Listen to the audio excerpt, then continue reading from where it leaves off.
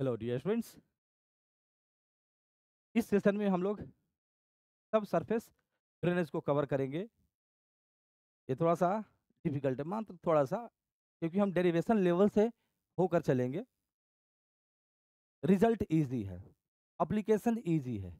तो derivation level से अगर अगर हम लर्न करते हैं तो प्रॉब्लम के जो ना डेटा को हम करेक्टली यूज करेंगे फार्मूला के लिए। मकसद हमारा यही है। तो वी स्टार्ट सब surface drainage. A subsurface drainage system is installed in an agriculture area to control the water table. Right? Water table की डेप्थ को कंट्रोल करने के लिए कि भाई हमारा water table crop root zone से बेलो हो। क्रॉप रूट जोन के पोर्स कंप्लीटली वाटर से फिल्ड ना हो, एयर भी अवेलेबल हो, तभी जो है ना हमारा क्रॉप ग्रो कर पाएगा। तो सैचुरेटेड रीजन को हमें क्रॉप रूट जोन से नीचे लेके जाना है। केवल स्मॉल साइज पोर्स और कैपिलरी पोर्स में ही वाटर होना चाहिए जो यूज किए जाएंगे क्रॉप के द्वारा। लार्ज साइज पोर्स और नॉन कैपिलरी पोर्स एरेटेड होना चाहिए। देन जो है ना इस कंडीशन में क्रॉप की growth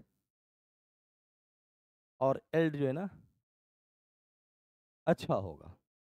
pipe drainage system design variables. Right dear students, अगर ये जो है ना ड्रेन पाइप नहीं होते, यहाँ पर जो है ना ड्रेन पाइप, दोनों ड्रेन पाइप पैरेलली जो है सरफेस है हमारा, ये सरफेस के नीचे इंस्टॉल किया गया है। पाइप इस सरफेस जो है ना परफोरेटेड है। राइट, तो क्या करेगा ये वाटर को जो ना फ्लो कराएगा अपने अंदर, और फिर ये जो ना ड्रेन पाइप के आउटलेट से वाटर बाहर निकल के चली जाएगी। In the absence of these two drain pipes, water table कुछ ऐसा रहा होगा इस लोकलाइज्ड रीजन में, एकदम जो है ना फ्लैट। लेकिन जैसे ही आया ये पाइप, वाटर टेबल लोअर भी हुआ है और इस शेप का हो गया है। वाटर टेबल का आइडेंटिफिकेशन कैसे करते हैं? उसके नीचे सॉइल मास सैचुरेटेड होना चाहिए, एंड जहां टेबल स्टार्ट हो रही है वहां पर एटमॉस्फेरिक प्रेशर होना चाहिए। बात समझ में आया? जब ड्रेन पाइप नहीं था तो यहाँ पर जो है ना हमारा जो है एटमॉस्फेरिक प्रेशर एग्जिस्ट कर रहा था, क्योंकि जो लार्ज पोर्स है वो एरेटेड है, तो एटमॉस्फेरिक एयर से कनेक्टेड है ये सरफेस, इसलिए यहाँ पर भी प्रेशर एटमॉस्फेरिक होगा। राइट, वर्जेंस ऑफ ड्रेन पाइप, ये जो ना वाटर टेबल का शेप ऐसा हो गया है। ये हाफ फील्ड जो है ना आपका ड्रेन पाइप है, तो यहाँ पर एटमॉस्फेरिक प्रेशर होगी ड्रेन पाइप के पास, है ना? फ्री सरफेस देख रहे हैं ना, इस फ्री सरफेस के ओवर एटमॉस्फेरिक प्रेशर होगी, क्योंकि ये ड्रेन पाइप जो है ना बाहर निकला हुआ है। यहाँ पर एयर एटमॉस्फेरिक एयर फील्ड है, तो यहाँ पर होगी। यहाँ पर भी एटमॉस्फेरिक प्रेशर, यहाँ पर एटमॉस्फेरिक, यहाँ पर एटमॉस्फेरिक, यहाँ पर एटमॉस्फेरिक, यहाँ पर एटमॉस्फेरिक, यहाँ पर एटमॉस्फेरिक, और इस वाला जो जो जोन है वो पूरी तरह से सैचुरेटेड है। All pores are completely filled with the water. और इधर जो है ना आपका एरेटेड जोन हो गया, लार्ज पोर्स में एयर होंगे। तो ये शेप हमारा जो है ना अचीव कर लेता है in the presence of drain pipe. Water table का शेप ऐसा हो गया। इसमें जो है ना इंपॉर्टेंट वेरिएबल्स क्या है? तो फ्रेंड्स जो है ना ये फ्री सरफेस आप देख रहे हो, इस ड्रेन पाइप में दोनों सेम डेप्थ पर है, बोथ आर प्लेस्ड पैरेलली। यहाँ फ्री सरफेस है। राइट, इनको ज्वाइन करने वाला जो लाइन है फील्ड ड्रेनेज बेस है, that is field drainage base. Right, drainage base की जो है ना डेप्थ फ्री सरफेस से W है। ये जो है ना एग्जैक्टली आपको क्या दिख रहा है? Midway plane. राइट, तो इस प्लेन में जो है ना वाटर टेबल की हाइट कितनी है? h है। रिमेंबर, यही हमेशा बोला जाएगा, h is the height of water table above drainage base in midway plane. Water table जैसा शेप इधर है वैसा ही शेप इधर है, तो this is also called plane of symmetry, right, existing between two identical parallelly placed drain pipe. तो water table का शेप इधर जैसा होगा उधर, इधर भी वैसा ही होगा, राइट। दोनों ड्रेन पाइप के सेंटर से मिलाने वाली जो लाइन की लेंथ होगी that is called drain pipe spacing. Surface से वाटर टेबल की जो मैक्सिमम पॉइंट है, मैक्सिमम हाइट वाला जो पॉइंट है, उसकी डेप्थ एच है, क्लियर। तो सारे डिजाइन वेरिएबल्स को हमने यहाँ पर इंट्रोड्यूस कर दिया। ये हमारा डीच है, पूरी तरह से डीच कंस्ट्रक्टेड है। सब सरफेस ड्रेनेज डीच सिस्टम से भी होता है। मेनली हमारा फोकस क्या करना है, ड्रेन पाइप की हेल्प से ड्रेनेज का study, flow pattern. Dear students, इस डायग्राम को समझने का प्रयत्न कीजिए। This is ground surface, done, and this is impervious stratum, impermeable layer है, राइट, डन। ड्रेन पाइप को हमने यहां पर रखा है W डेप्थ पर। ड्रेन पाइप जिस लेयर में है दैट इज ड्रेनेज बेस, तो ड्रेनेज बेस की इस इम्परवियस स्ट्राटम से हाइट डी है। ड्रेन पाइप स्पेसिंग, इसके सेंटर को मिलाइए एक लाइन से और उस लाइन का लेंथ, दिस इज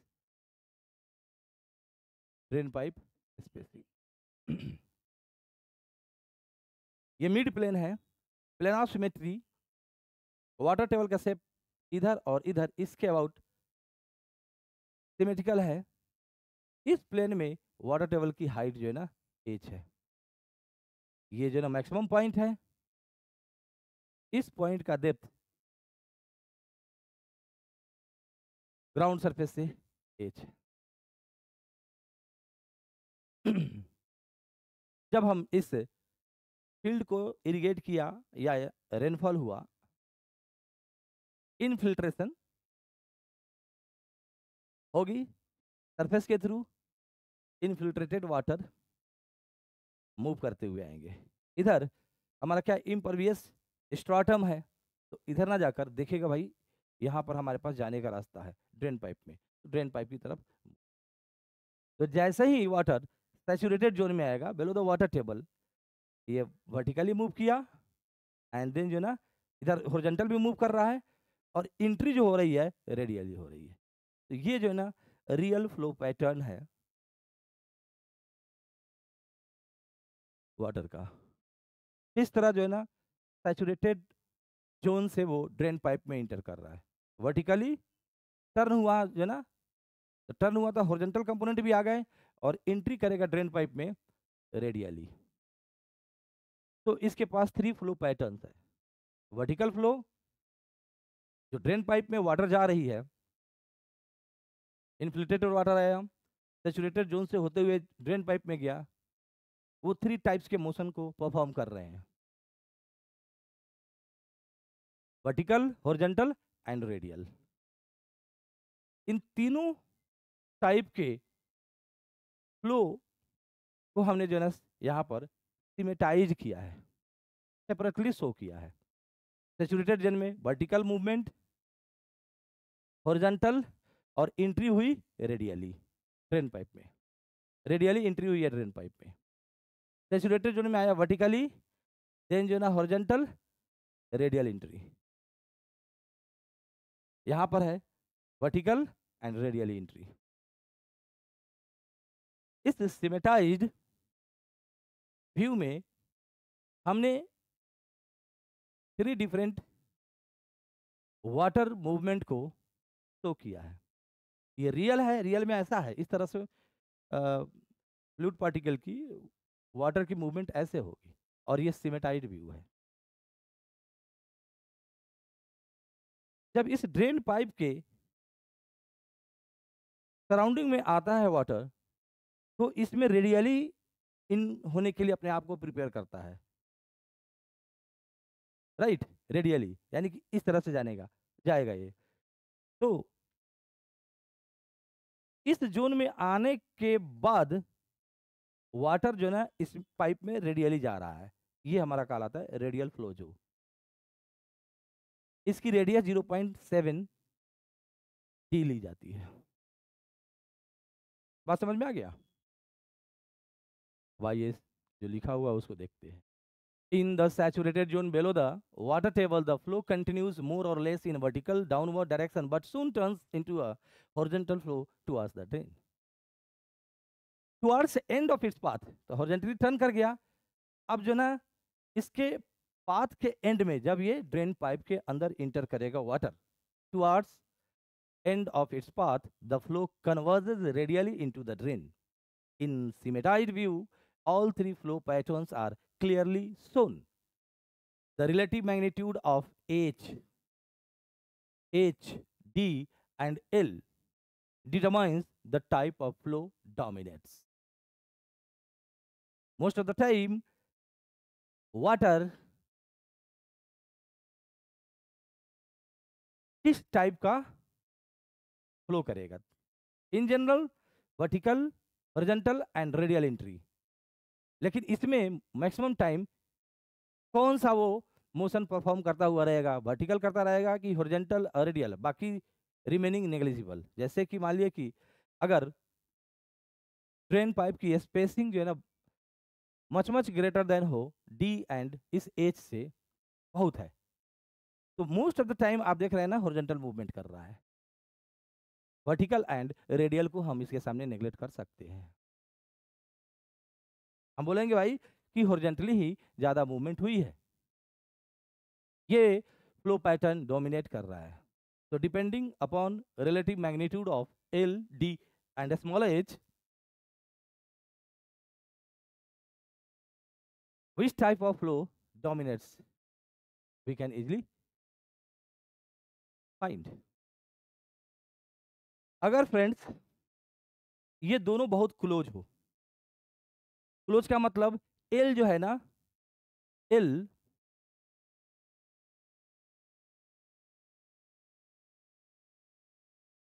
डी के कंपरेबल हो, डी के कंपरेबल, डी ये है ना, तो उस केस में एल डी के कंपरेबल है, डी छोटा है और एल बड़ा भी हो सकता था, लेकिन हमने इसे छोटा कर दिया। तो क्या हो जाएगा कि इसका रेडियल फ्लो जोन और इसका रेडियल फ्लो जोन एकदम क्लोज हो जाएंगे या इंटरसेक्ट कर जाएंगे। तो जैसे ही फ्लूइड इंटर किया सैचुरेटेड जोन में बेलो वाटर टेबल, वो रेडियली डाइवर्ज हो जाएंगे, कन्वर्ज हो जाएंगे। तो इस केस में जो ना रेडियल फ्लो डोमिनेट्स करेगा। वर्टिकल फ्लो के लिए क्या होना चाहिए? इस एज को बहुत ज्यादा होना चाहिए। तो आप इजिली जो है ना रियलाइज करोगे कि किस कंडीशन में कौन सा फ्लो डोमिनेटिंग होगा, राइट? जब एच जो है much much greater than L हो जाए, एल से बहुत ज्यादा हो जाए, तो आप देखेंगे, और एल छोटा है तो समझो ये क्लोज है और ये ज्यादा है, वर्टिकल फ्लो डोमिनेट करेगा। तो depending upon relative magnitude of L D H, हम जो है ना टाइप ऑफ फ्लो को डोमिनेटिंग होता हुआ इजिली देख सकते हैं। Head losses of pipe drainage flow, ये बड़ा ही इंपॉर्टेंट है। यहीं से हमारा एक कॉन्सेप्ट और उससे रिलेटेड फॉर्मूला ओपन होने वाला है, जो इस टॉपिक से रिलेटेड बड़े गेट के प्रॉब्लम्स आएंगे उसको सॉल्व करेगा। इसलिए इस पर अपना अटेंशन प्रॉपर रखिएगा, right? Dear students, this is ground surface impervious stratum मतलब वाटर इधर नहीं मूव करेगा।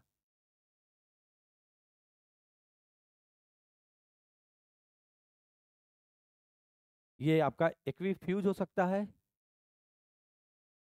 एक्वीक्लूड हो सकता है ना, saturated formation, aquifer, aquiclude, aquitard, aquifuge, these are saturated soil formation. Ground water hydrology में देखेंगे आप लोग, right. This is mid plane and this is also plane of symmetry. एक यहाँ पर ड्रेन पाइप है और इस मिड प्लेन से उतना ही डिस्टेंस पर एक यहाँ ड्रेन पाइप है।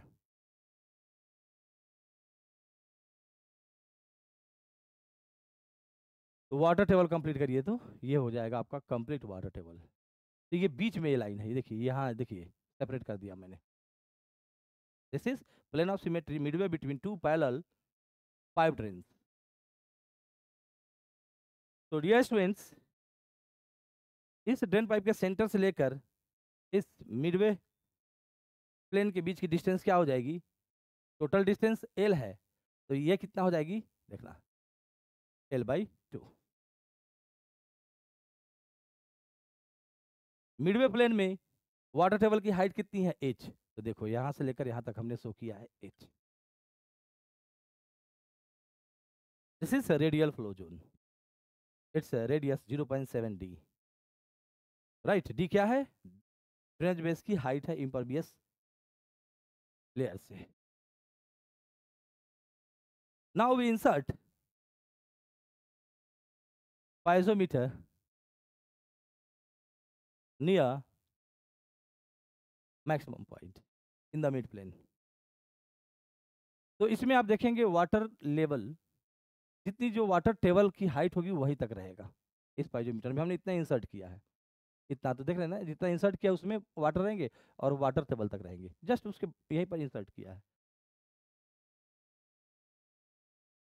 अब इस पाइजोमीटर को हटाइए, एक और पाइजोमीटर उसी लोकेशन पर लगाइए यहाँ तक। तो इसमें आप देखेंगे ये बगल में इसलिए शो किया गया है कि ऑलरेडी एक यहाँ पर लगा के रखा हूँ मैं, मिडवे प्लेन में ही इन दोनों को लगाना है, right. So we insert piezometer close to water table surface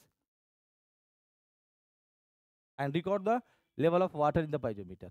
Remove this and insert another piezometer in the same midway plane to the drainage base। तो इसमें देखोगे कि वाटर का लेवल जो है ना यहीं तक आ रही है। ये डिफरेंस क्यों हो गया? कहेंगे सर समझ में नहीं आ रहा है, अब बोल क्या रहा है, तो यहां से समझ में आ जाएगी। वाटर इन रेस्ट, हाइड्रोस्टेटिक के कंसेप्ट को देखते हैं हम लोग। इस बकेट में हमारा जो है ना वाटर फील्ड है, आप एक पीजोमीटर फ्री सरफेस के पास लगाओ, हमने फ्री सरफेस के पास लगाया था ना, तो इसमें वाटर यहाँ तक दिखेगा पाइजोमीटर के अंदर। आप जो है ना अनदर पाइजोमीटर किसी भी गहराई में लगाओ, वाटर का लेवल वही दिखेगा, क्योंकि यहाँ पर जो है ना फ्लूइड मूविंग नहीं है, रेस्ट में है। लेकिन यहाँ पर डिफरेंस आया है, हम उसी प्लेन में एकदम close to water table surface से इंसर्ट किया, this is the water level in the piezometer, और उसी प्लेन में जो है ना हमने अप टू यहाँ लगाया, तो ये जो है ना वाटर की हाइट है, लेवल यहाँ पर आ रहा है। तो ये लॉस क्यों हो गया, इतना डिफरेंस क्यों दिख रहा है? This is the loss of head due to vertical flow, because जब वाटर सैचुरेटेड जोन में आती है तो वर्टिकल फ्लो भी करती है, हॉरिजॉन्टल करती है, रेडियली जाती है। तो this is head loss due to flow in vertical direction. ये जो डिफरेंस जो बताया है ये है HV, loss of head due to flow in vertical direction. बात समझ में आया? तो भाई कितना जो है ना पाथ है, कितना पाथ मूव किया है, हमने इसको DV बोल दिया, DV बोल दिया। लॉस कितना हुआ है? HV। DV लेंथ में HV का लॉस हुआ है, हाइड्रोलिक ग्रेडियंट क्या हो जाएगी? लॉस ऑफ हेड अपॉन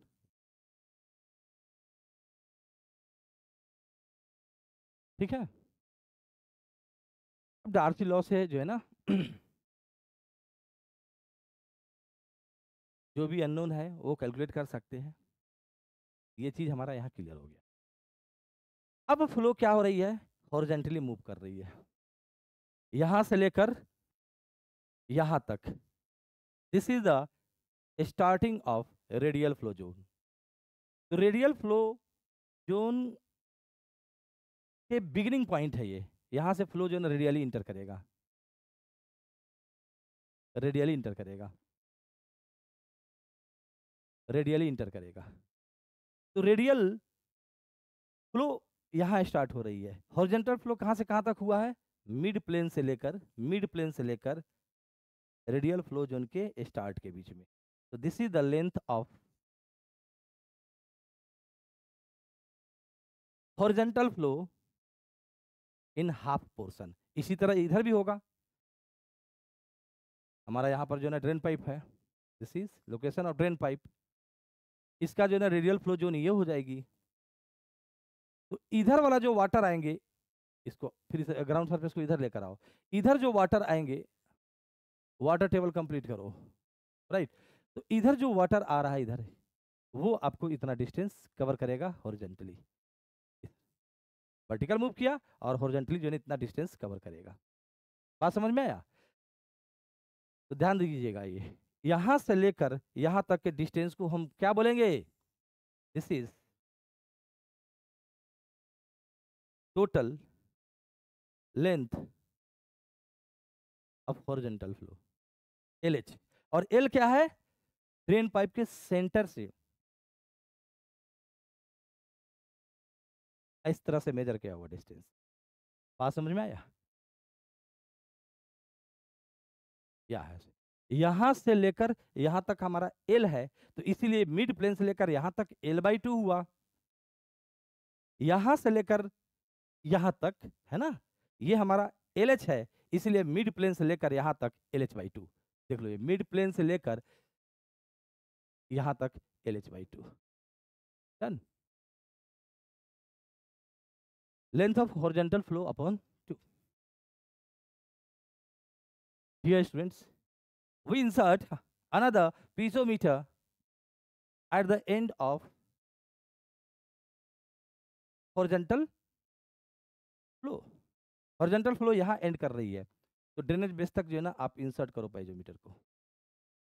इसमें जो है ना लेवल यहाँ तक गया।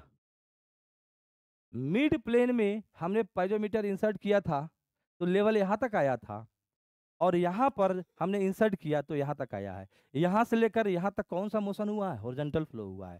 तो ये जो डिफरेंस जो दिख रहा है हेड का, ये हेड का जो डिफरेंस दिख रहा है, यहाँ मिड प्लेन और स्टार्ट ऑफ रेडियल फ्लो और एंड ऑफ हॉरिजॉन्टल फ्लो। यहाँ से हॉरिजॉन्टल फ्लो स्टार्ट हुई है, यहाँ एंड हुई है। तो हॉरिजॉन्टल फ्लो की वजह से ये हेड का लॉस हुआ है, HH, head loss due to horizontal flow, right. बात समझ में आ रही है?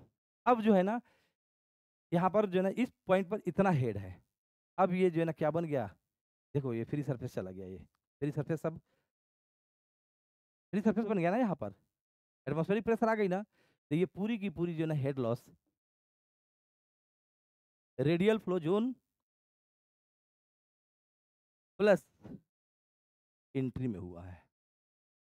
रेडियल फ्लो जोन ये है, और एंट्री ये पाइप में होल कटे हुए, पाइप परफोरेटेड है, ड्रेनेज करानी है तो परफोरेटेड पाइप को जो है ना लेट डाउन किया जाएगा ग्राउंड के अंदर। तो होल के अंदर सॉइल जाकर उसे ब्लॉक ना कर दे, इसलिए उसकी प्रॉपर हम इन्वेलप लगाएंगे उसके ओवर, लेकिन हम उसकी कंडक्टिविटी हाई रखेंगे, तो रेसिस्टेंस वो कम देगा, हेड लॉस कम कराएगा।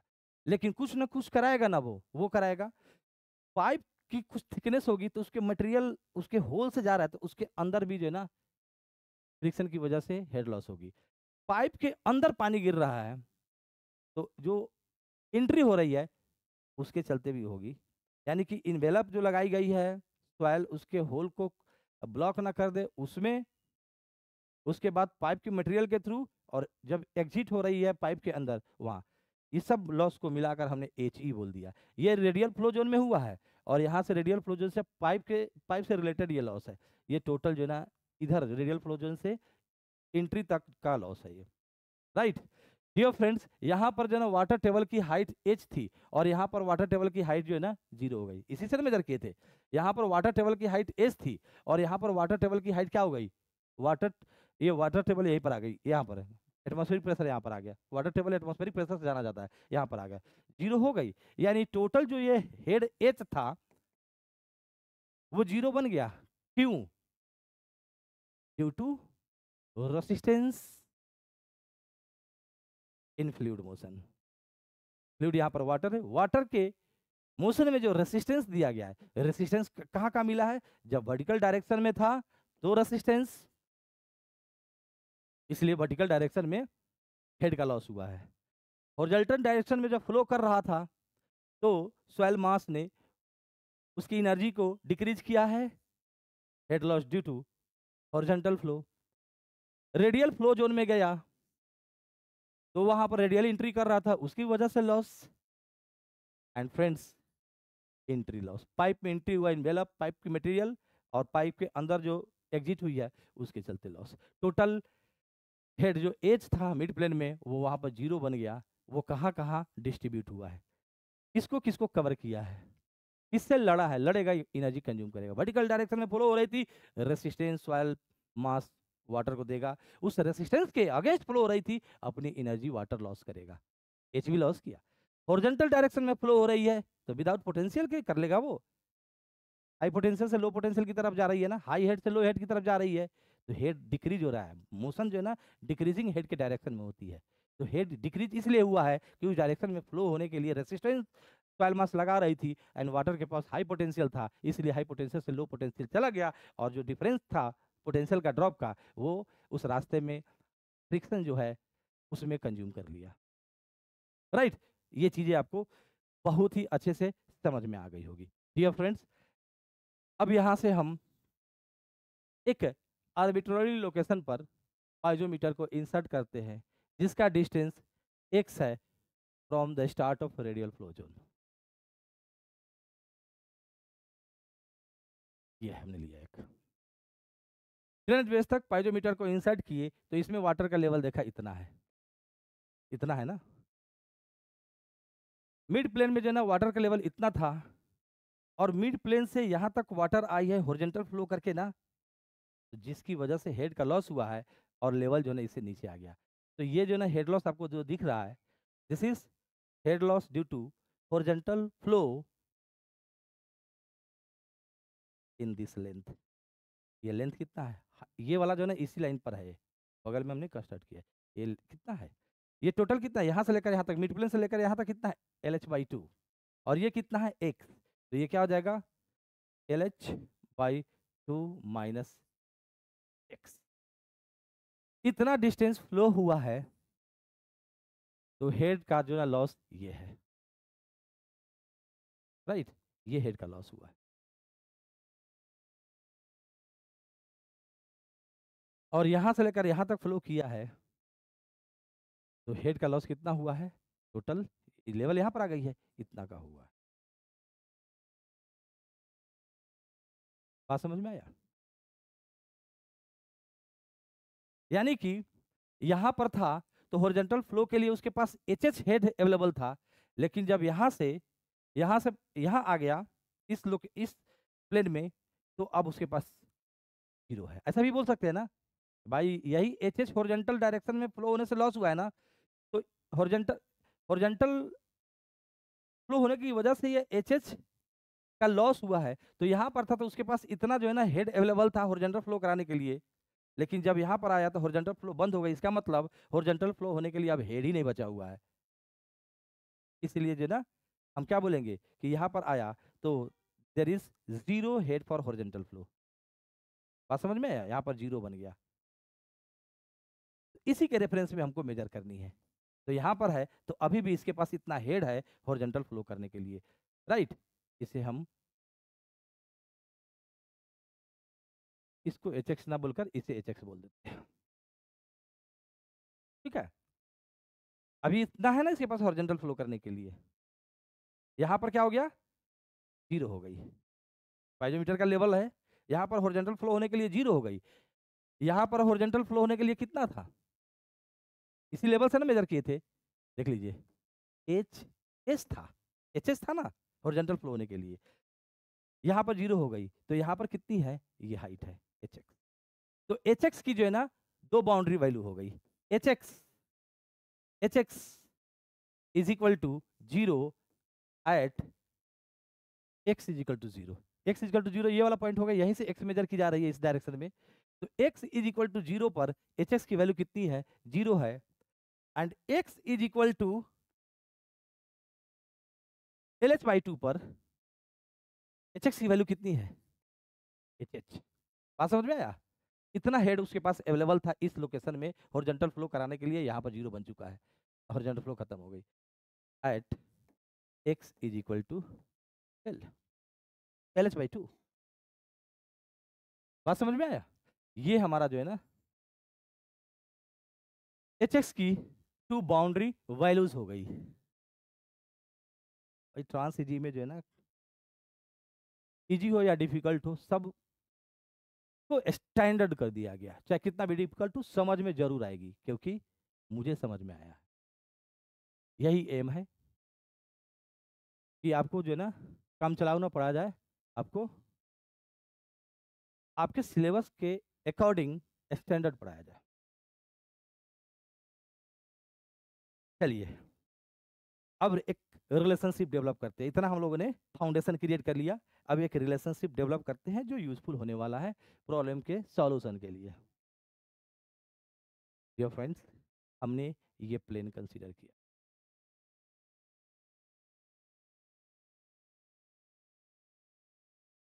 नहीं इसी को ऑलरेडी हमने कंसीडर कर रखा है यहाँ पर, ये है ना, ये प्लेन कंसीडर किया, इससे कितना जो है ना डिस्चार्ज एक लोकेशन पर था ना, कितना डिस्चार्ज हो रही है वो कैलकुलेट करते हैं।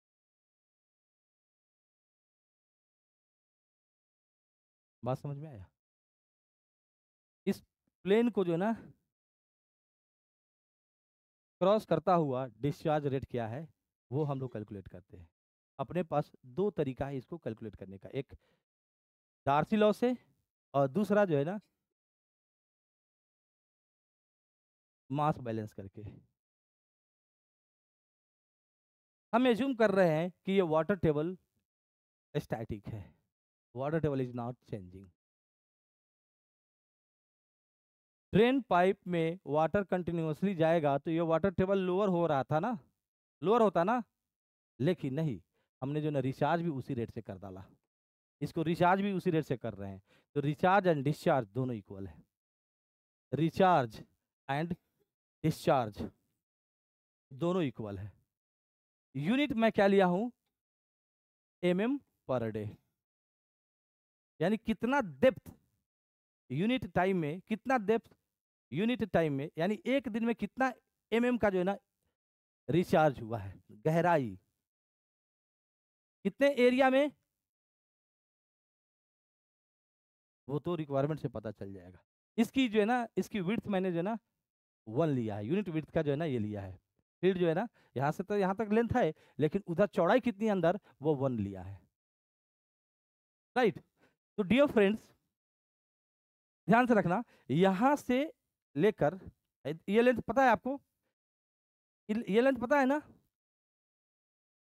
L H by 2 minus x ये लेंथ है, और अंदर जो है ना गहराई जो है ना 1 है, तो इसके ऊपर जो इन्फिल्ट्रेट हुआ होगा इतने एरिया में, उन सबको बाहर इधर से निकलना पड़ेगा, यानी इतना में जो इन्फिल्ट्रेट हुआ है उसको इधर से क्रॉस करना पड़ेगा, अदरवाइज ये वाटर टेबल का पोजीशन चेंज हो जाएगा। ज्यादा इन किया कम निकला वाटर टेबल राइज कर जाएंगे, कम इन किया ज्यादा निकला वाटर टेबल लोअर हो जाएंगे। हमने एज्यूम किया वाटर टेबल स्टैटिक है, इसकी पोजीशन चेंज नहीं हो रही है, तो इतना रीजन में जो इंटर हुआ है, इतना लेंथ इनटू 1 जो है ना यूनिट विड्थ लिया, तो इतने एरिया में जो इन हुआ है उसको इधर निकल जाना चाहिए। तो मास बैलेंस से हमने क्यूएस को निकाला, क्या हो जाएगा,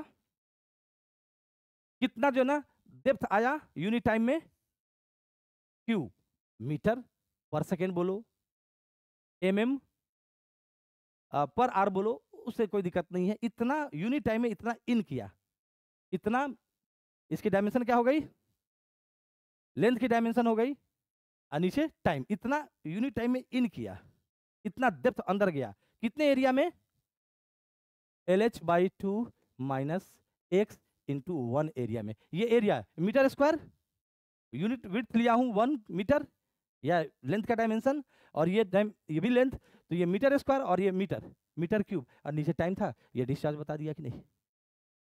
तो this is one way to get the value of discharge crossing this arbitrary chosen plane at distance x from the start of radial flow zone। Darcy formula से कैसे निकालेंगे,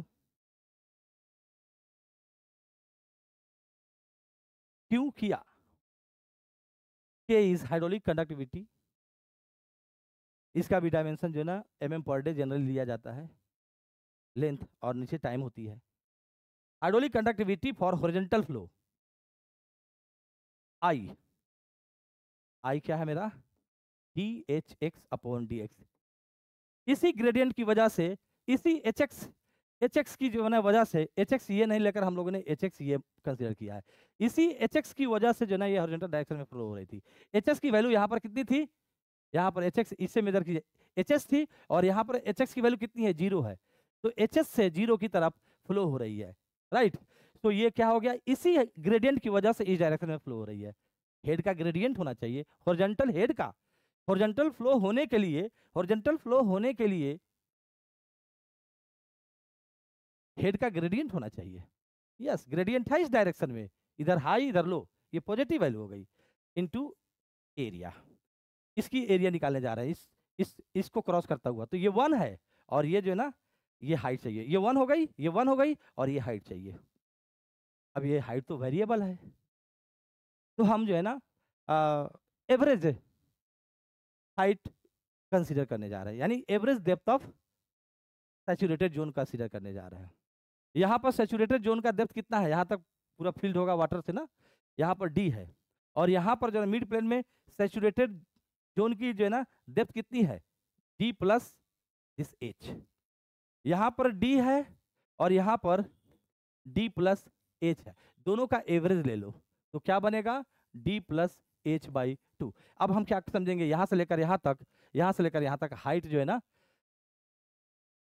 सैचुरेटेड जोन का डेप्थ जो है ना सेम है, जबकि यहाँ पर सैचुरेटेड जोन नहीं था और इधर सैचुरेटेड जोन ऊपर था, लेकिन सबको इक्वल कर दिया, एवरेज यही काम करता है, राइट। तो अब जो है ना इतना ही एरिया से क्रॉस करता हुआ, तो इतना हमें पता चल चुका है average depth of saturated zone I/1। बात समझ में आया, तो एवरेज हमने कैलकुलेट कर लिया ना, D प्लस H/2, इसे हम DH बोल दिए, DH इसे DH बोल दिए, average depth for horizontal flow D plus H/2, और सिंपली DH कर दो। अच्छा, अभी हमने DH का वैल्यू यहाँ पर रख ही दिया है, तो एक्सप्रेशन हमारा इजी रहेगा, DH इंटू 1। अब ये जो है ना इसी प्लेन से क्रॉस करता है ना, अब इन दोनों को इक्वेट कर दो, आप कर दो, Q LH/2 minus X is equal to K DHx/dx DH। Variable separable लगाओ, हमने वही किया है, वेरिएबल सेपरेबल लगाइए, x ds को एक साथ रखिए, क्योंकि x यानी कि location of arbitrarily chosen plane is changing, x change हो रहा है, तो साथ साथ उसका hx भी चेंज हो रहा है। हर जगह पर हॉरिजॉन्टल फ्लो होने के लिए हेड अलग है। At x is equal to LH/2, hx की वैल्यू hh है, at x is equal to 0, hx की वैल्यू 0 है, तो ये x के रेस्पेक्ट में इंटीग्रेट होने वाले x के general lower and upper limit corresponding h की लोअर एंड अपर। जब x 0 है, यानी start of radial flow zone वाले लोकेशन की बात कर रहे हैं, तो वहां पर जो ना हॉरिजॉन्टल फ्लो होने के लिए हेड कितनी है, 0। जब x की वैल्यू LH/2 है, यानी कि मिड प्लेन वाले पॉइंट की बात कर रहा हूं मैं, तो वहां पर हॉरिजॉन्टल फ्लो होने के लिए हेड कितनी है, hh, यही ना hh लॉस्ट करके जो है ना रेडियल फ्लो जोन के स्टार्ट पर 0 बन चुका है, राइट। अब ये इंटीग्रेट करेंगे और ये हमारा रिजल्ट दे देगा। H loss of head due to horizontal flow Q LHS square upon 8K DH, most important formula. अब इसके सारे पैरामीटर आपके लिए क्रिस्टल क्लियर है। LH क्या है? Length of horizontal flow. K hydraulic conductivity for flow in horizontal direction. कभी कभी जो ना प्रॉब्लम में 2 टाइप के हाइड्रोलिक कंडक्टिविटी दे दिया जाएगा, 3 टाइप के दे दिया जाएगा इस तरह के। Hydraulic conductivity for vertical flow, hydraulic conductivity for horizontal flow, hydraulic conductivity for radial flow. तो ये head loss due to horizontal flow हम कैलकुलेट कर रहे हैं। हॉरिजॉन्टल डायरेक्शन में हाइड्रोलिक कंडक्टिविटी क्या है, इसका जो ना इनवर्स क्या हो जाएगा? रेसिस्टेंस। सॉइल मास कितना रेसिस्टेंस लगा रही है, वो है ये। अगर soil mass homogeneous and isotropic है, होमोजेनियस मींस हर लोकेशन पर सॉइल मास की प्रॉपर्टी सेम है, कंडक्टिविटी, हाइड्रोलिक कंडक्टिविटी सेम है और हर डायरेक्शन में सेम है। आइसोट्रोपिक मतलब कि equal in all direction, homogeneous equal at all position. तो हर जगह, हर पॉइंट, हर डायरेक्शन में हाइड्रोलिक कंडक्टिविटी सेम हो जाएगा for homogeneous and isotropic soil मास। के और DH आपको पता है, DH एवरेज डेप्थ ऑफ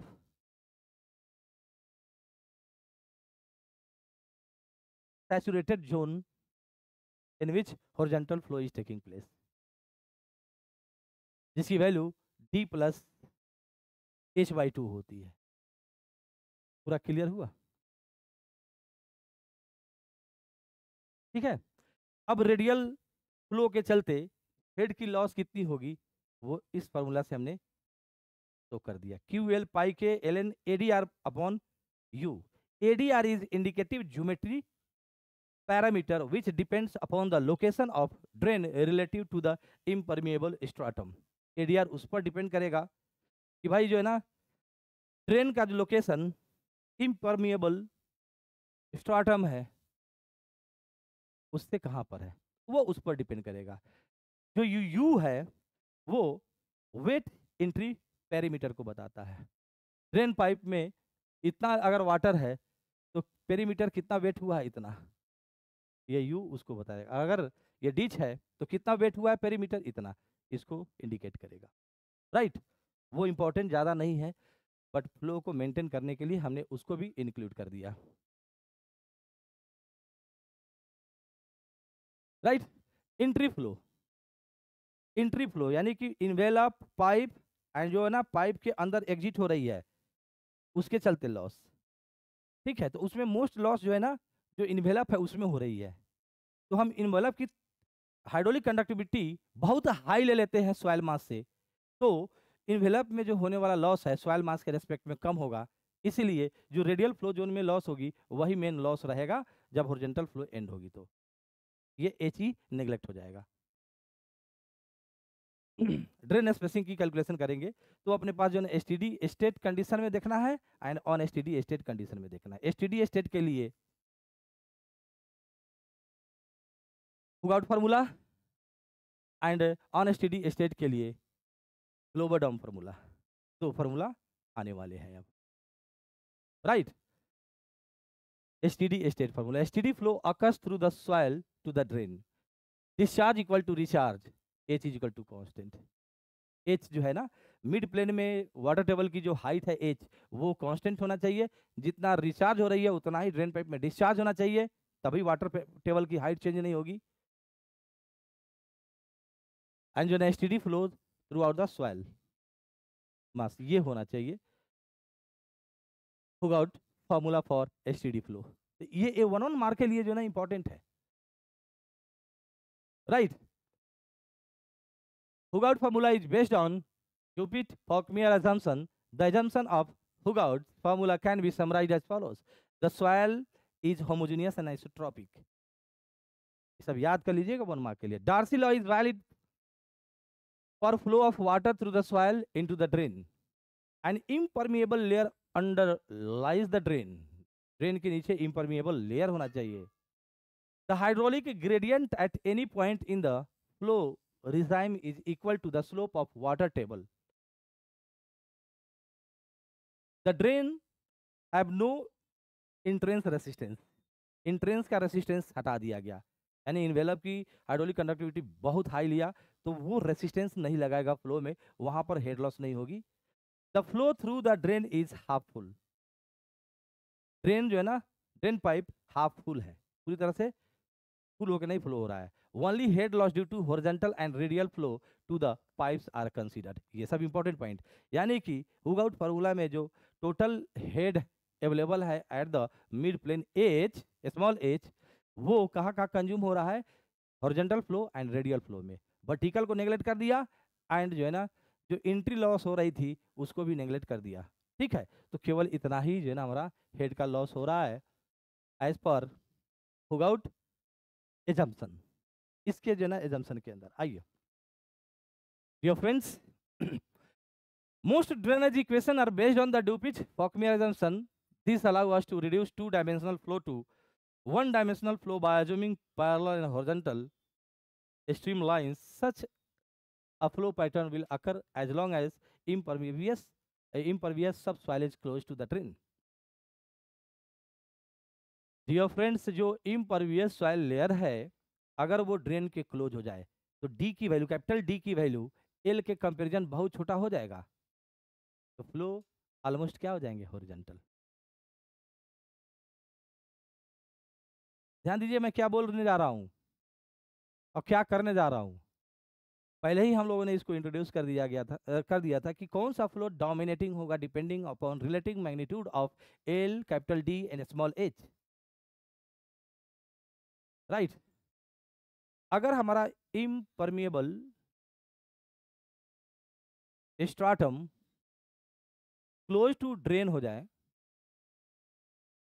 यानी डी बहुत छोटा है एल बड़ा है,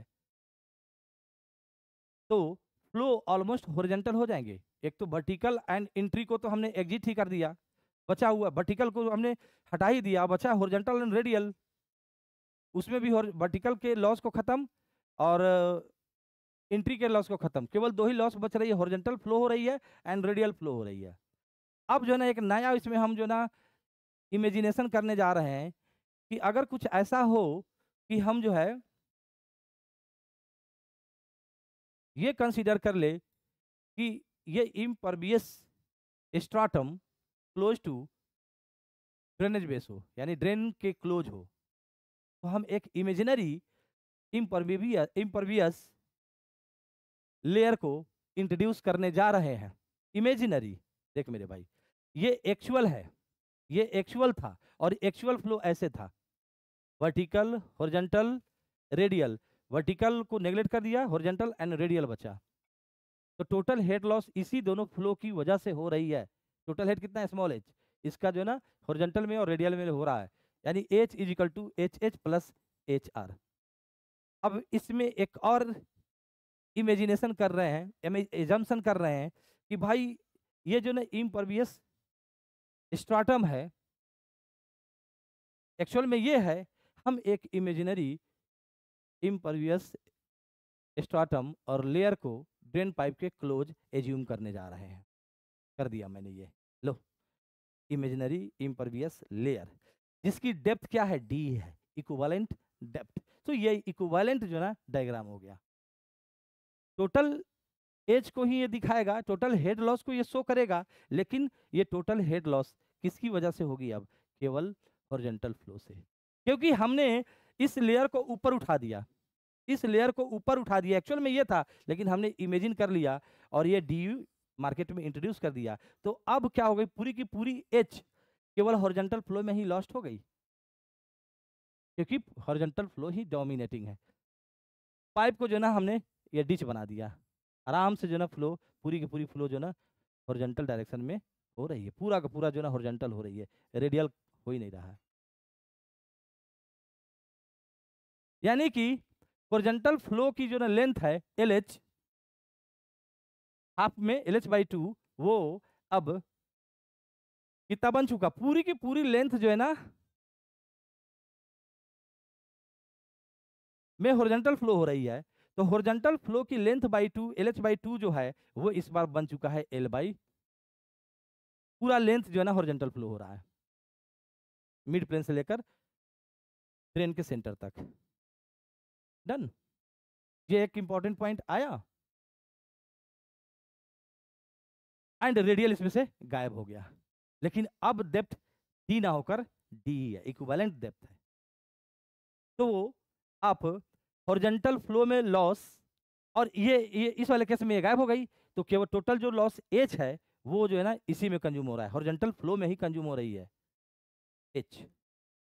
और एच की वैल्यू क्या आप कैलकुलेट किए हो? एच की वैल्यू मेरे भाई, एच की वैल्यू Q/LH² 8 kdh,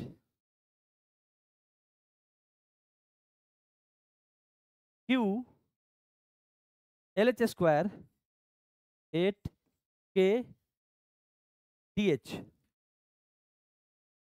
LH हमारा क्या है? L है। यहां पर DH कितना हो जाएगा वो कैलकुलेट कर लेते हैं। Depth of horizontal flow in this imaginary diagram, यहां पर डेप्थ कितना है? देखो यहां पर इस इमेजिनरी इंपरवियस लेयर से ड्रेनेज बेस की कितना, यहां पर सैचुरेटेड सॉइल मास की जो है ना डेप्थ कितनी है? DE। और मिड प्लेन में कितना है? D+H। इन दोनों का एवरेज आपको निकालना है, D+H/2। यानी टोटल हेड लॉस अब हमारा जो है ना हॉरिजॉन्टल फ्लो में हो रहा है, Q/LH² हमारा क्या बन गया?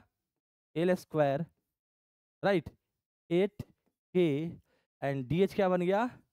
D+H/2। डन। पहले वाले लॉस से ये ज्यादा है क्योंकि ये वाला टर्म छोटा हो गया है, और LH L से छोटा होता है तो यहां पर L है, राइट। तो हॉरिजॉन्टल फ्लो में जो लॉस हो रही थी, इसमें हॉरिजॉन्टल एंड रेडियल दोनों फ्लो इंक्लूडेड है। टोटल एज कहां जा रहा है? टोटल एज जो लेवल है यहाँ पर मिड प्लेन में वो हॉरिजॉन्टल एंड रेडियल में जा रहा है, वर्टिकल एंड इंटी को हमने नेग्लेक्ट कर दिया। तो ठीक है, एक्चुअल में ये टोटल हेड हॉरिजॉन्टल में क्या होता? Q/LH²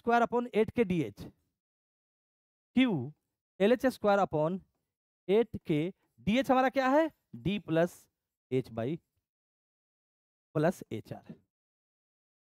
लेकिन इस डायग्राम के हिसाब से सेम H इसके इक्वल है, तो जरा देखो तो ये LH इस L से इक्वल है कि लेस है कि नहीं? यहां पर depth of length of horizontal flow, इस रियल वाले केस में लेंथ ऑफ हॉरिजॉन्टल फ्लो जो ड्रेन पाइप की स्पेसिंग है उससे कम है कि नहीं? D+H/2, ये बड़ा वैल्यू है तो ये छोटा हो गया कि नहीं? ये भी कम और ये बड़ा तो और छोटा हो गया, छोटा प्लस HR=H हुआ। इसका मतलब, और ये केवल यही फॉर्मूला है, इसका मतलब, और ये बढ़ा हुआ वैल्यू दिख रहा है ना इस वाले हॉरिजॉन्टल फ्लो में ये बड़ा है, इसका मतलब ये जो है ना इसको इंक्लूड करा हुआ है, ये जो है ना इसको इंक्लूड किया हुआ है। ये इक्विवेलेंट डायग्राम में जो हॉरिजॉन्टल फ्लो के चलते जो लॉस हो रही है वो लॉस एक्चुअल में हॉरिजॉन्टल फ्लो के लॉस से ज्यादा है, इतने अमाउंट से ज्यादा है, यानी कि इंक्लूड किया हुआ है, ये रेडियल फ्लो के लॉस को भी इंक्लूड किया हुआ है। ये जो एजम्पशन पर आया हुआ रिजल्ट फाइनल है हुगआउट की, ये इस रिजल्ट में केवल हॉरिजॉन्टल फ्लो ही नहीं है एक्चुअल का, हॉरिजॉन्टल और रेडियल दोनों का सम है, क्योंकि एक्चुअल में हॉरिजॉन्टल LH डिस्टेंस तक ही हो रही थी और average depth of flow D+H/2 थी, तो ये कम था हॉरिजॉन्टल फ्लो में लॉस प्लस रेडियल फ्लो में loss is equal to total head का लॉस, और ये जो दे रहा है इससे ज्यादा वैल्यू है, इसका मतलब इसमें ये भी इंक्लूडेड है, यही कहना मैं चाह रहा था। तो ये जो है ना आपका जो इमेजिनरी डायग्राम है, ये इमेजिनरी डायग्राम एक्चुअल के लॉस को दिखा रहा है। हाँ प्रिय बंधु, H हमारा क्या बन गया? ये बन गया, यहाँ तक तो आ गए थे ना? Q/L² 8K D+H/2। अब यहाँ से Q की वैल्यू निकालिएगा जरा, Q=8K, एक और डेरिवेटिव दिखाते, 8KH 8kh d plus h/2 upon l square, 8k DEH upon l square plus 4k h square upon l square. ये बन गया हमारा ये डिस्चार्ज पर यूनिट टाइम में। डेप्थ कितना, डेप्थ ऑफ वाटर का जो है ना डिस्चार्ज हो रही है, डेप्थ ऑफ वाटर कितनी आई और कितना डेप्थ ऑफ वाटर डिस्चार्ज हुआ, दोनों इक्वल है। ऐसे अरेंज हो गया। ये जरा देखिए तो क्या दिखा रहा है आपको, बड़ा ही केयरफुली देखिएगा चीजों को। Impervious stratum, drainage base, drains जो है ना इसी लाइन में है, ठीक है।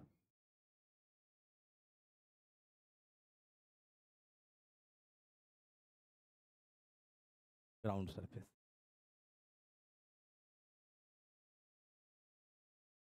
तो इतने वाले रीजन में जो आएगा Q या R रिचार्ज, वो मतलब पर यूनिट टाइम इतना डेप्थ ऑफ वाटर आया तो उतना डेप्थ ऑफ वाटर इसमें घुस जाना चाहिए, अदरवाइज जो है ना वाटर टेबल की पोजीशन चेंज हो जाएगी।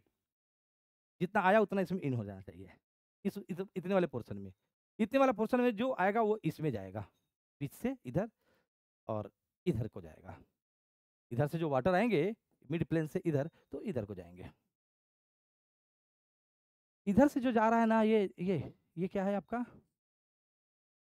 डी है, इमेजिनरी इम्परवियस स्ट्रैटम, ये डी है, ठीक है। और ये हाइट हमारा क्या है, एच है। तो केवल जो है ना फ्लो इसी में अगर हो रहा हो तो हेड लॉस कितनी की होगी, तो जो है ना डिस्चार्ज का फॉर्मूला क्या हो जाएगा, मतलब कि डिस्चार्ज कितनी हो जाएगी। तो हेड लॉस पहले निकाल लो इसके चलते। हेड लॉस सपोज कर जो है ना एच है, ठीक है। H H Q L square upon 8k, Q L square upon 8k, average depth of horizontal flow केवल इसी में हो रही है, तो डेप्थ तो जो है ना डी ही है ना, डी। तो यहाँ से क्यू क्या निकल के आएगा, 8k DEH upon L square. अगर फ्लो जो है ना केवल इसी में हो रहा है हॉरिजॉन्टली, इधर इस वॉल्यूम में, यानी कि अबव ड्रेनेज बेस, तो उस केस में जो है ना इस वाले रीजन के लिए एवरेज डेप्थ ऑफ फ्लो क्या हो जाएगी, यहाँ पर 0 और यहाँ पर h, 0 प्लस h/2। तो क्या हो जाएगा, इसके चलते हेड लॉस क्या लिखोगे, हेड लॉस पूरा जो है हेड लॉस उसी के चलते करा दो। क्या लिखोगे, Q L square upon 8k horizontal depth of flow इस वाले रीजन में हो रही है, तो यहाँ पर 0 यहाँ पर h/2 लिखोगे। तो Q कितना आया, 4 हो जाएगा, 4k h square upon L square. देखो जो एक्चुअल में टोटल डिस्चार्ज जो है ना इधर और इधर दोनों से हो रही है, एबव ड्रेनेज बेस बेलो ड्रेनेज बेस। उसमें देखो ये वाला ये किसको रिप्रेजेंट कर रहा है, ये जो है ना नीचे वाला को रिप्रेजेंट कर रहा है 8k DH, यानी ड्रेनेज बेस से नीचे इतनी जा रही है। और ये किसको रिप्रेजेंट कर रहा है, ड्रेनेज बेस से ऊपर वाटर टेबल के नीचे कितनी जा रही है उसको रिप्रेजेंट कर रहा है। तो कभी क्वेश्चन में पूछ भी दे कि भाई drainage base and water table के बीच कितनी डिस्चार्ज आ रही है, वो यानी कि ये Q1 हो गया और नीचे जो है ना Q2 हो गया, इसके नीचे Q2 इसके नीचे Q1, तो Q equal to Q1 plus Q2 बस। फॉलिंग वाटर टेबल, इसके लिए जो है हम लोग ग्लोबल डॉम इक्वेशन को यूज करेंगे। एसटीडी फ्लो के लिए जिसमें वाटर टेबल की पोजीशन चेंज नहीं हो रही है, उसके लिए हमने हुगआउट फार्मूला, ये 1 मार्क के लिए हो गया, एंड फॉलिंग वाटर टेबल के लिए ग्लोबल डॉम फार्मूला, ठीक है, सिंपल ना। T इक्वल टू 0 पर मिड प्लेन में वाटर टेबल की जो हाइट h है ना वो h0 है, एंड टी टाइम बाद फॉल कर रहा है ना वाटर टेबल, टी टाइम बाद मिड प्लेन में वाटर टेबल की जो हाइट है वो एच टी बन गया। तो H T upon H zero is equal to relation है 1.16 e raise to minus alpha T, याद कर लेना, right, where alpha is called reaction factor. और इसके यूनिट क्या हो जाएंगे, ये देखो इधर डायमेंशनलेस, ये जो है ना टाइम का यूनिट है, तो ये क्या होना चाहिए 1/टाइम होना चाहिए, तब इधर डायमेंशनलेस बनेगा। तो अगर ये टाइम डे में है तो ये क्या होना चाहिए पर डे होना चाहिए। तो रिएक्शन जो फैक्टर है उसकी यूनिट क्या हो गई, पर डे हो गई अल्फा। टी आपको रखना है डे में, राइट। अल्फा की वैल्यू ऐसे कैलकुलेट करेंगे, रिएक्शन फैक्टर पाई स्क्वायर के D upon mu L square. D आपका जो है ना इक्विवेलेंट डेप्थ हो गई, ये जानते ही हैं। इस पाई स्क्वायर की वैल्यू अप्रोक्सीमेटली 10 होती है, तो 10 के D upon mu L square, ये भी रिलेशन आप देख सकते हैं, पाई स्क्वायर के D E upon mu L square, बस इतना ही रिजल्ट रखना है। आइए कुछ गेट के प्रॉब्लम्स को देख लेते हैं और फिर इस सेशन को एंड करते हैं। The depth from the soil surface to sub surface tile drains impermeable soil layer and the highest water table are measured as 2.8 meter, 5.0 meter and 0.8 meter। तो जो ना सॉइल सरफेस से जो है ना टाइल ड्रेन का डेप्थ दिया हुआ है 2.8 मीटर, इम्परमिएबल सॉइल लेयर का जो है ना सॉइल सरफेस से डेप्थ दिया हुआ है 5 metre, and highest soil surface से हाईएस्ट जो वाटर टेबल है, यानी सॉइल सरफेस से हाईएस्ट यही ना मिड वाला, इसका डेप्थ दिया हुआ है 0.8। The effective hydraulic head for drainage in metre, drainage हो रही है यानी कि मूवमेंट हो रही है इधर, उसके लिए रेस्पॉन्सिबल कौन है, यही ना एच रेस्पॉन्सिबल है, यही तो लॉस्ट हो रही है, H V H H H R H E में। तो this is responsible for drainage, this head is responsible for drainage, क्योंकि मूवमेंट होगी तो इतने सारे लॉस होंगे, तो इन सब लॉस के लिए इसके पास होना चाहिए पोटेंशियल है।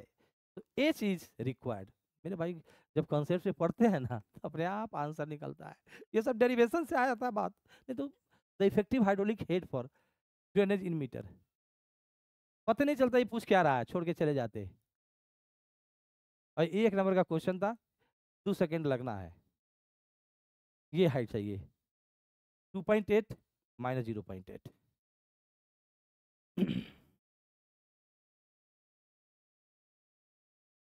Tile drain have to be installed in an agricultural land having soil permeability 2.3 into 10 to minus 3 mm per second। ये K की वैल्यू है, mm पर डे जनरली इसकी यूनिट होती है, यानी कि लेंथ का डायमेंशन अपॉन टाइम का dimension. And impermeable stratum exits at 3.2 metre below land surface, यानी कि इम्परमिएबल स्ट्राटम का जो ना डेप्थ दिया हुआ 3.2, and it is desire to keep water level 1 metre below the land surface, ये जो है ना 1 मीटर है, यहीं तक वाटर लेवल को रखना है।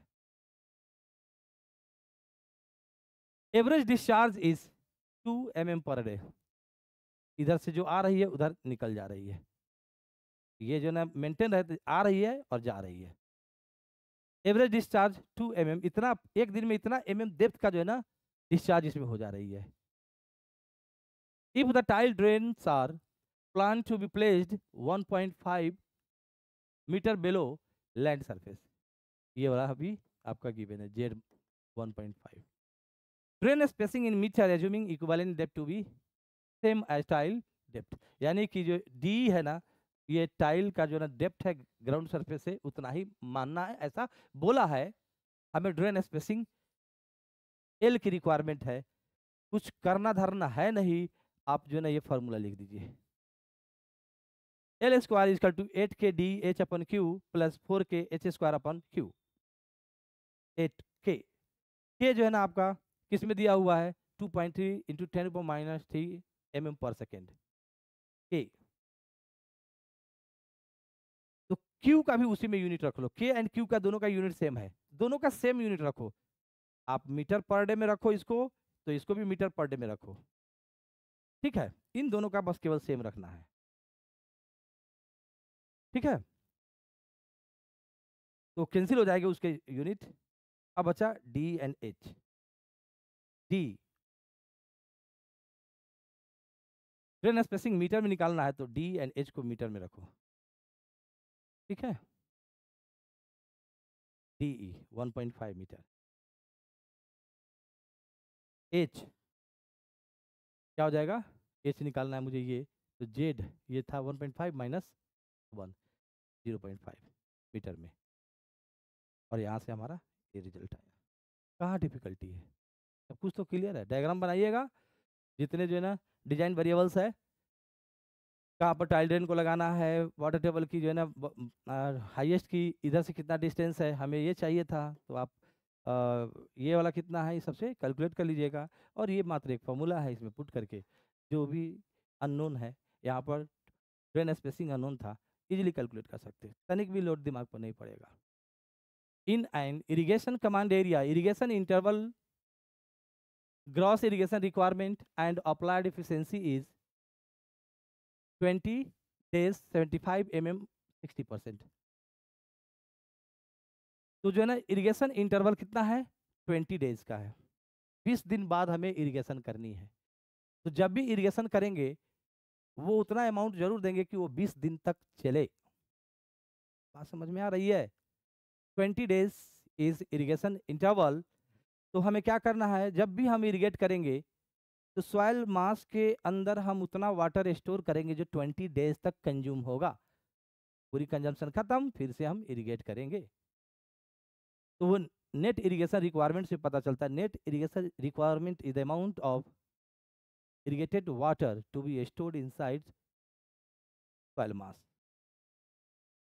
तो टोटल फील्ड को जो वाटर दिया गया वो 75 mm दिया गया, लेकिन अप्लाइड कितना हुआ, अंदर गया कितना दिया गया, तो जो है ना सरफेस रन अप में लॉस्ट हो गया होगा, सीपेज में लॉस्ट हो गया होगा, डीप पर्कोलेशन में चला गया होगा।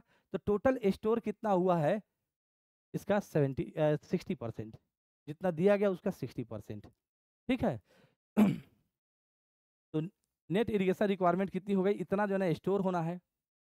ठीक, और कितना दिन तक चलना है इसको, इतना जो है ना वाटर क्रॉप जो है ना 20 दिन तक इस्तेमाल करेगा, right.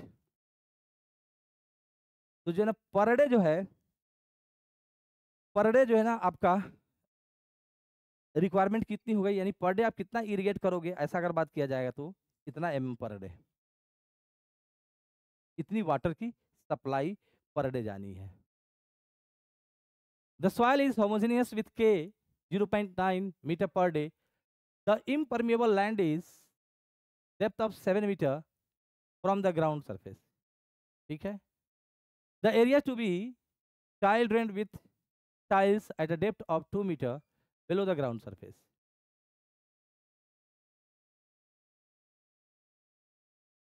2 meter below the ground surface।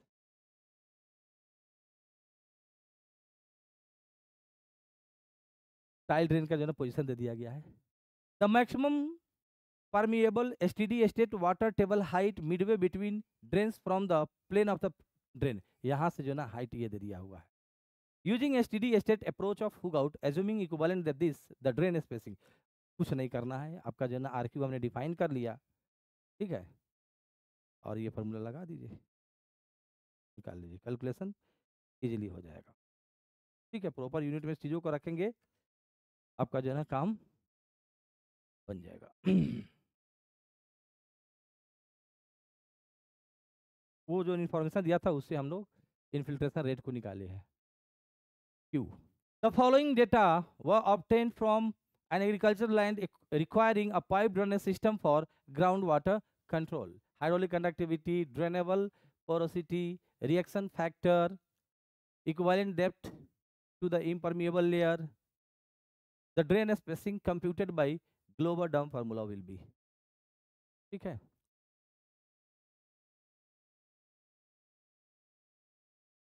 Alpha जो है ना उसको लेकर आओ सामने, इसी में एल छुपा हुआ है, खत्म। प्रॉपर यूनिट रखिएगा, आंसर मिल जाएंगे। A subsurface drainage system is installed in an agricultural area to control the water table the design discharge rate is 2 mm per day. The depth of water table midway between drains is 1.5 meter below the soil surface. Drain pipe with radius of 0.10 meter is installed at a depth of 2 meter. There is an impervious layer at a depth of 7 meter below the soil surface. Hydraulic conductivity given है. If the flow of water takes place only below the drain level, drain level के नीचे हो रही है, drainage base and इम्परविएबल जो स्ट्राटम है उसके बीच में हो रही है, the equivalent depth for a drain spacing of 90 metre is, drain spacing अगर 90 मीटर है तो डी की वैल्यू कितनी होगी? बात समझ में आया? ये पूरी की पूरी जो ये जो रेट है ये जो है ना केवल नीचे से हो रही है, ड्रेनेज बेस से नीचे से हो रही है, तो उस केस में जो है ना डी की वैल्यू क्या होगी? राइट तो आप इजिली जो है ना Q is equal to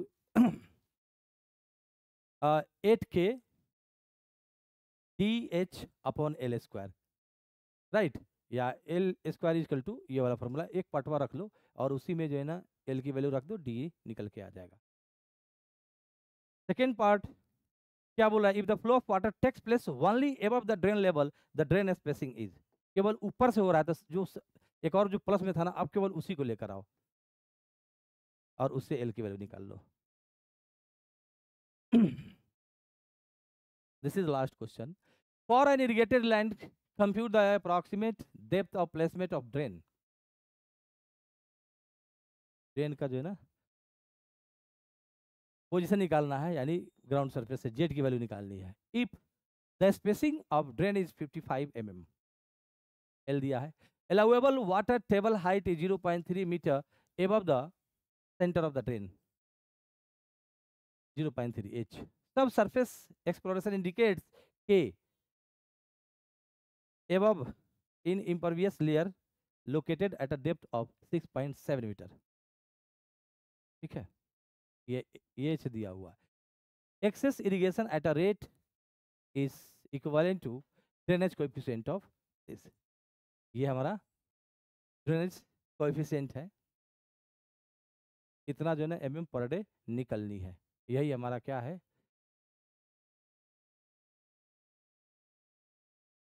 Q और R है. ठीक है, बाकी सब दिए हुए हैं, पुट करिए. DE जैसे निकल के आ जाएगा, DE इस H में से इस D को सब्सट्रैक्ट करेंगे, Z की वैल्यू निकल के आ जाएगी. That is and.